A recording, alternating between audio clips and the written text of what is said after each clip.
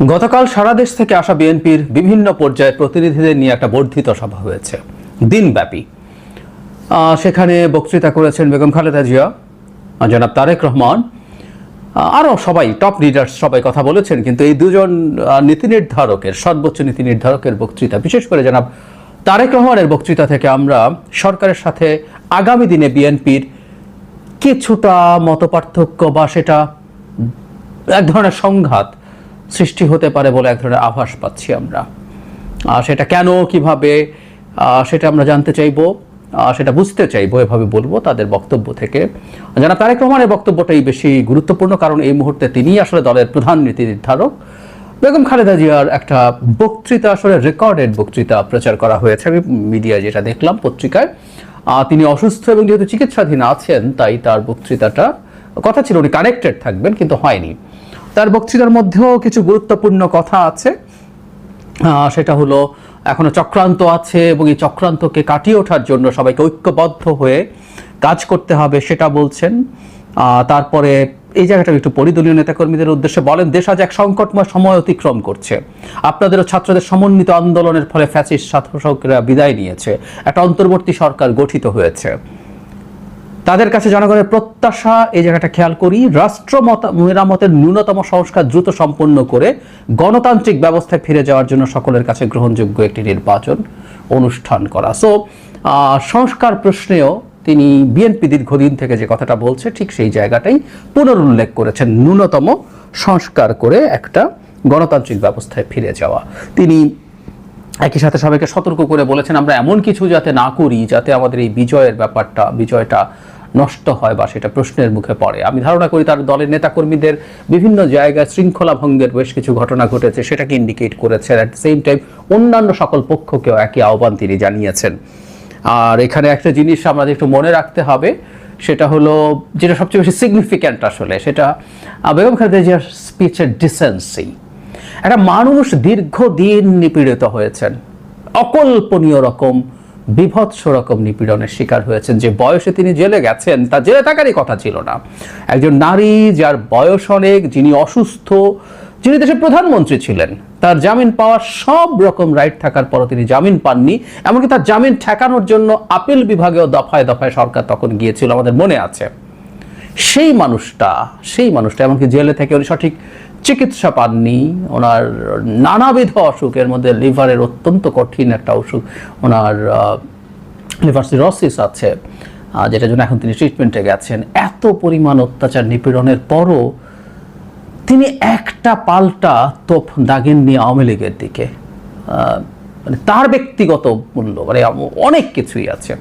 তার সন্তান, এক সন্তান মারা গেছে, আরেক সন্তানের সাথে তার দীর্ঘদিনের বিচ্ছেদ, সব কিছুর পরও কি অবিশ্বাস্যভাবে, কি মানে এটা অসাধারণ ব্যাপার। মানে বাংলাদেশের রাজনীতির ইতিহাসে বেগম খালেদা জিয়ার এই ব্যাপারগুলো লিখিত থাকবে। প্রত্যেকটা মানুষেরই ভুল থাকে, প্রত্যেকটা মানুষেরই প্রবলেম থাকে, কারণ প্রত্যেকে মানুষ। বেগম খালেদা জিয়ার নেতৃত্ব, তার দেশ চালানোর প্রচুর সমালোচনা আমরা করতে পারবো, বিভিন্ন ক্ষেত্রে করতে পারি, আমি আপনারা যে কেউ পারি। রাজনীতিতে কতগুলো মাইল ফলক। অনেক আগে একবার বলেছিলাম যে এই মুভমেন্টের যে শেখ হাসিনার বিরুদ্ধে আমাদের লড়াইটা এই পর্যায়ে থাকলো, তার পেছনে খালেদা জিয়ার বিরাট আত্মত্যাগ আছে। আমি আলাদাভাবে ভিডিও করেছিলাম, যিনি তার জীবনের ঝুঁকি নিয়ে দেশ ছেড়ে যাননি, কোনো রকম কোনো সমঝোতায় শেখ হাসিনার সাথে আসেননি। আর এই বক্তৃতাটা আমি অনেক সবাইকে অনুরোধ করব শোনার জন্য, এবং চিন্তা করুন একটু যে শেখ হাসিনা হলে এখানে কি করতেন। একজন বর্বর মানুষ, একজন বর্বর শেখ হাসিনার এই জায়গায় কি করতেন, জাস্ট কল্পনা করলেই এ দুটো পোলের মধ্যে, দুটো মেরুর মধ্যে দুজনের অবস্থান। আমাদের ভবিষ্যৎ রাজনীতি থেকে প্রত্যেকটা মানুষের যে সৌন্দর্য আছে, যা গ্রহণীয় আছে, সেগুলো আমাদের গ্রহণ করতে হবে। এবং এরকম একটা নজির আজকে, মানে এটা আগে রেকর্ড করা, কিন্তু তিনি স্থাপন করেছেন। তারেক রহমানের বক্তৃতায় আসি। আসলে এটা দিয়ে আমরা বিএনপির সর্বোচ্চ নীতি নির্ধারকের চিন্তাটা বুঝতে পারবো। তিনি এবার মোটামুটি সরকারকে একটু চাপে রাখার সিদ্ধান্ত নিয়েছেন, চাপ দিচ্ছেন, এভাবে বলা উচিত হবে। আমি পড়ি, বিভিন্ন সময় জাতীয় নির্বাচন নিয়ে প্রধান উপদেষ্টার বক্তব্য জনমনে ইতিবাচক ধারণা সৃষ্টি করলেও এ নিয়ে কোনো উপদেষ্টার কোনো কোনো উপদেষ্টার বিভ্রান্তিমূলক বক্তব্য, মন্তব্য স্বাধীনতাপ্রিয় গণতন্ত্রকামী জনগণের জন্য হতাশার কারণ হয়ে উঠছে। অন্তর্বর্তীকালীন সরকারের প্রতি বিএনপি সহ গণতন্ত্রের পক্ষের সকল রাজনৈতিক দলের নিঃশর্ত সমর্থন থাকলেও সরকার এখনও নিজেদের কর্মপরিকল্পনা, অগ্রাধিকার নির্ধারণ করতে পারছে না, খুব ক্লিয়ারলি বলছেন। এবং সত্যিকার অর্থেই কিছু কিছু উপদেষ্টার বক্তব্য আছে যেগুলো বিভ্রান্তিকর, আনডাউটেডলি। তবে একই সাথে তিনি রেকগনাইজ করেছেন এটা আসলে ঠিক। আমাদের প্রধান উপদেষ্টা তার বক্তব্যের ক্ষেত্রে একেবারে কনসিস্টেন্ট আছেন from the very first day. যেখানে যেখানে দেশের বাইরে তার সাথে কেউ দেখা করতে আসলো, এই কয়েকদিন আগেই কয়েকজন বিদেশি তার সাথে দেখা করতে এসছে, তাদের সাথেও তিনি ঠিক একই কথাই বলেছেন যে ডিসেম্বরের মধ্যে তারা নির্বাচন করছেন। কিন্তু আসলে তার এই বলাটাই যথেষ্ট না, কারণ তারই ক্যাবিনেটের যদি কোনো সদস্য সরকারের তারা সরকারের অংশ, তারা যখন ভিন্ন কোনো কথা বলে সেটা কনফিউশন তৈরি করতে পারে। এবং জনাব তারেক রহমান সেটায় একটা সতর্ক বার্তা দিলেন। যেটা নিয়ে বলেছি যে মূল চ্যালেঞ্জ যেটা, সেটা নিয়ে একটু পরে আসছি, সেই জায়গায় আসবো। তিনি তারপর যেটা করেছেন যে তার যে প্রতিশ্রুতি আছে সেগুলোর কথা বলেছেন। ক্ষমতায় আসলে তিনি কি করবেন, তার দল কি করবেন সেগুলো করবেন, বিচার করবেন, মানুষকে সব রকম সুযোগ সুবিধা দেবেন। তারপরে তিনি মানে বারবার নির্বাচনের প্রসঙ্গে কথা বলেছেন যাতে নির্বাচনটা ঠিকঠাক মতো হয় সেটার কথা বলেছেন। এখানে আরেকটা সিগনিফিক্যান্ট জিনিস আছে যেটা আমি আগেও তাকে দেখেছি, মাঝখানে কিছুদিন আমি অন্তত সামহাও মিস করে থাকতে পারি, ওনার কোনো বক্তব্যে থাকতেও পারে, কিন্তু এর আগে উনি একাধিকবার একটা কথা বলেছেন যেটা আমি সবসময় উল্লেখ করেছি, সেটা হচ্ছে সংস্কার নিয়ে। যেহেতু বাংলাদেশে এখন একটা সংস্কার খুব গুরুত্বপূর্ণ আলোচনার এজেন্ডা, সরকারও সেই ব্যাপারে কাজ করছেন। সরকারের সংস্কার কমিশন হয়েছে এবং মূল 6টা সংস্কার কমিশনের রিপোর্টের পর এখন ঐক্যমত্য কমিশন হয়েছে, যারা সবগুলো দলের সাথে, সব স্টেক হোল্ডার্সের সাথে বসে কতটুকু সংস্কার এখন করা হবে, কতটুকু ভবিষ্যতে করা হবে সে আলোচনা করবেন। এবং বেগম খালেদা জিয়াও ন্যূনতম হলেও সংস্কারের কথা বলেছেন।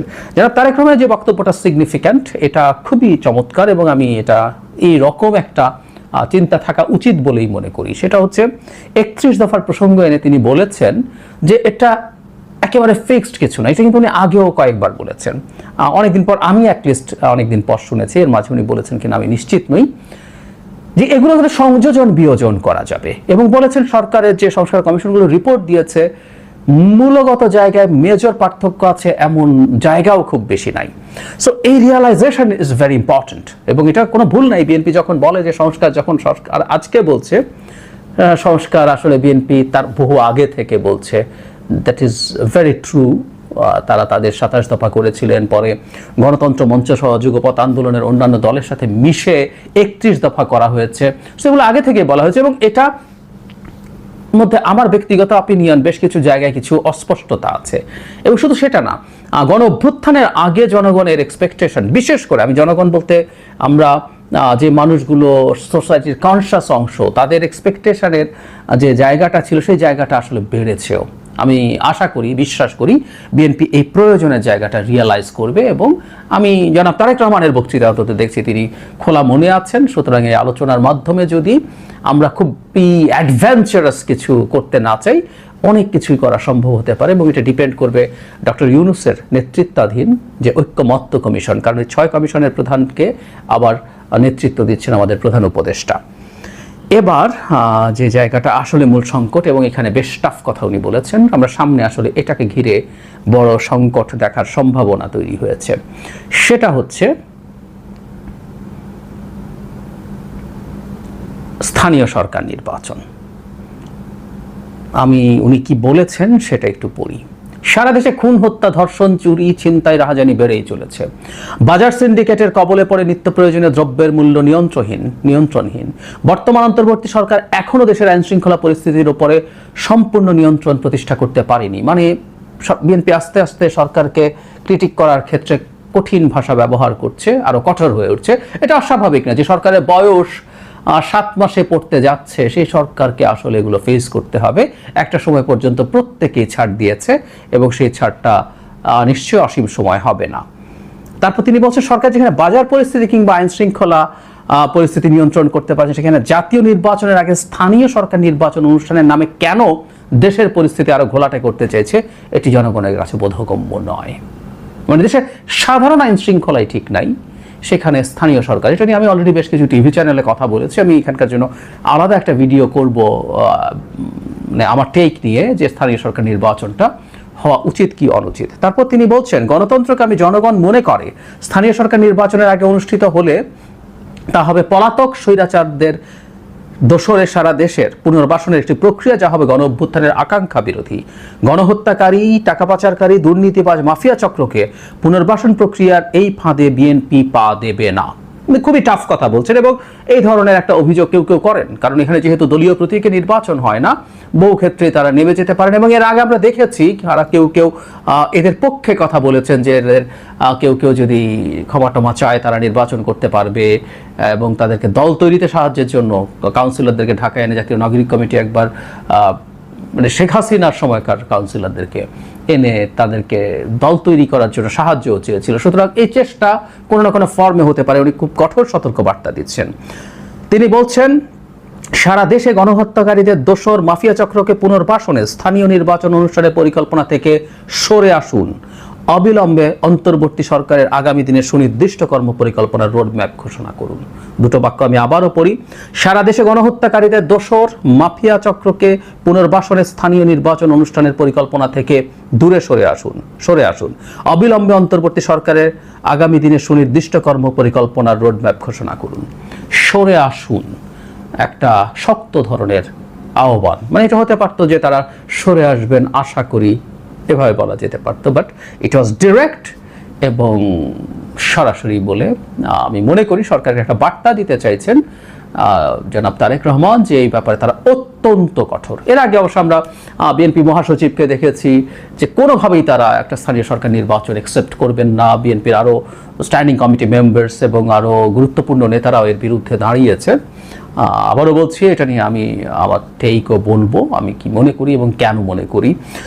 সো আমরা এইটাকে কেন্দ্র করে আসলে একটা সংকট বা সংঘাত দেখতে পারি, কারণ অপরপক্ষে যে স্টুডেন্টদের সংগঠনগুলো আছে তারা তখন রাজনৈতিক দল হয়ে ওঠেনি, তারা আজ মাত্র তারা রাজনৈতিক দল হয়ে উঠবে। তার আগেই তারা এই স্থানীয় সরকার নির্বাচনের আলাপ তুলেছেন। সরকারের দিক থেকে স্থানীয় সরকার নির্বাচনের আলাপ উঠে এসেছে ওয়াইড স্প্রেড সারা দেশে, জামায়াতের দিক থেকে হয়েছে। সুতরাং আবারও আমরা একটা ইস্যুকে কেন্দ্র করে দুটো ভাগ হয়ে যাওয়া দেখতে পাচ্ছি, এবং সত্যিকার অর্থে স্থানীয় নির্বাচনের সাথে দুই পক্ষের যে রাজনৈতিক দলগুলো বা দল জোটের মতো আছে তাদের রাজনৈতিক ভাগ্য ভবিষ্যতের সাথে আসলে এটার সম্পর্ক আছে। সুতরাং আগামী দিনে এটাকে ঘিরেই সংকট তৈরি হতে পারে, বা মোটামুটি নিশ্চিত যে সংকটটা অলরেডি ব্যাকগ্রাউন্ডে তৈরি হয়ে গেছে। কারণ জনাব তারেক রহমান দীর্ঘ সময় এটা নিয়ে কথা বলেছেন, অনেকগুলো বাক্য ব্যবহার করেছেন এবং খুবই টাফ ধরনের বাক্য, যার মধ্যে প্রধান যুক্তি দুটো। একটা হচ্ছে এমনিতেই আইন শৃঙ্খলা রক্ষার অবস্থা ভালো না, সরকার পেরে উঠছে না, সেখানে এই নির্বাচনগুলো দিয়ে আরও অস্থিতিশীলতা তৈরি হবে। কিন্তু এটাকে নিয়ে তার যে প্রধান অভিযোগ যে এটা আদতে যে পালিয়ে যাওয়া রেজিম, তাদের যে দোসররা আছে, তাদের যে সাঙ্গপাঙ্গরা আছে, তাদেরকে পুনর্বাসন করার এক ধরনের চেষ্টা। Very tough language.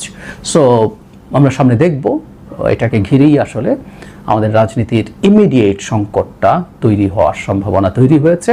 আমি আশা করি যে সরকার সব পক্ষের সাথে আলোচনার ভিত্তিতে এই বিষয়গুলো ঠিক করবে। কোনো কিছু চাপিয়ে দেয়া আমরা আসলে অ্যাফোর্ড করতে পারবো না, কারণ কোনো একটা ইস্যুতে মাঠে দুটো পক্ষ পরস্পরের বিরুদ্ধে যদি নেমে যায়, দুটো পক্ষ বলতে এখন বিএনপি তো আছেই, তার বিরুদ্ধে অলরেডি জামায়াত দীর্ঘদিনের পুরনো রাজনৈতিক দল, এখন ছাত্রদেরও রাজনৈতিক দল তৈরি হচ্ছে, সবাই যদি মাঠে এই ব্যাপারে অস্থিরতায় জড়িয়ে পড়ে, বা সরকার যদি বিএনপিকে অ্যাগ্রি না করিয়ে নির্বাচনটায় ঢুকে পড়ে, তাহলে খুব ভয়ঙ্কর সংঘাতময় পরিস্থিতি তৈরি হতে পারে। এই প্রত্যেকটা জিনিসই কেউ না কেউ খুবই পছন্দ করবে। কারা পছন্দ করবে আমরা খুব বুঝি, বহুবার বলা হয়েছে। আমরা আশা করব সেরকম কোনো পরিস্থিতির দিকে দেশে এগিয়ে যাবে না। কিন্তু আমি একটা অ্যালার্মিং সাইন দেখতে পেয়েছি। গতকাল এই বর্ধিত সভার প্রধান বা মোস্ট সিগনিফিক্যান্ট বিষয় এটাকে বলে আমি মনে করি। আর একটা জিনিসও ওইটাও ইম্পর্টেন্ট যে সরকারের ব্যাপারে অনাস্থার পরিস্থিতি তৈরি হয়েছে। জনগণের এখন আর আস্থা আগের মতো নেই। সরকারের বিরুদ্ধে বেশ আক্রমণাত্মক ঢঙে বিএনপি যাবে সামনে। খুব স্বাভাবিকভাবে যে দলের যিনি প্রধান তিনি যতটুকু বলেছেন, তার দলের আরেকটু নিচের দিকের নেতারা, সর্বোচ্চ পর্যায়ের নেতারাই আরও টাফার কথা বলতে থাকবেন। সো আমরা এটা সামনের দিনে দেখতে পাবো, এটা মোটামুটি নিশ্চিত।